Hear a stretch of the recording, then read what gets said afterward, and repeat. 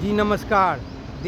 आप सभी का हार्दिक अभिनंदन व स्वागत। आज भी प्रतिदिन मैं सुबह शाम प्रकृति के बीच जाता हूँ और प्रकृति के चीज़ों को देखता हूँ, नेचर को देखता हूँ कि नेचर हमारे लिए कितना अजूबा है और कितने महत्वपूर्ण है। जी हाँ, तो उन्हीं में मैं भेड़ के ऊन जो प्रकृति में पाए जाते हैं, प्रकृति से वो खाता है, उसके बाद ऊन पैदा करता है, केश उसके बढ़ते हैं और प्रति बरस कम से कम दो बार नहीं तो 3 बार उसकी कटाई होती है और फिर वो प्रकृति में मिलता है। वो भेड़ के ऊन को काटते हैं, उसका उपयोग करते हैं वस्त्र बना करके और फिर प्रकृति में वो जाता है। जब हमारा वो ख़राब हो जाता है बेड जिस पर हम शयन कक्ष में सोते हैं, जिसका उपयोग करते हैं, तो फिर वो खाद का रूप लेता है और फिर प्रकृति में जा कर के मिट्टी को उपजाऊ बनाता है, पौधे के लिए पोषक तत्व बनाता है।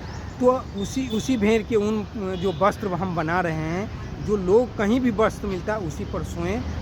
उसमें एक महत्वपूर्ण जो चीज़ है वो पसीने और दुर्गंध को नाश करता है। जी हाँ, तापमान नियंत्रित रहने के कारण वो एक साथ जो काम करता है वाष्पीकृत करने का 30% 35% से ज़्यादा वह जब नमी उसके ऊपर आता है तो वह हीट जनरेट करता है। हीट जनरेट करने के बाद वो वाष्पीकृत करने लगता है। मतलब एक ही टाइम वो श्वास लेता है और श्वास को छोड़ता है। मतलब ये नमी को वाष्पीकृत करता है, जिसके वजह से हमारा चर्म रोग, जी हाँ, चर्म रोग भी गंभीर रोग है।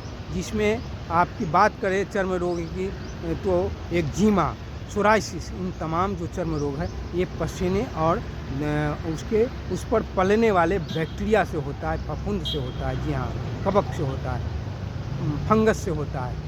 तो ये होने नहीं देते क्योंकि वो नमी जमा होने नहीं देता है और नमी जमा नहीं हुआ तो वहाँ बैक्टीरिया पैदा नहीं होगा और बैक्टीरिया नहीं बनेगा तो हमें चर्म रोग नहीं होगा। इन्हीं सब सवालों को जवाब ढूंढने के लिए आप हमसे प्रतिदिन जुड़ते हैं, जुड़े रहें। तब तक के लिए हम आपसे विदा लेते हैं। जी धन्यवाद।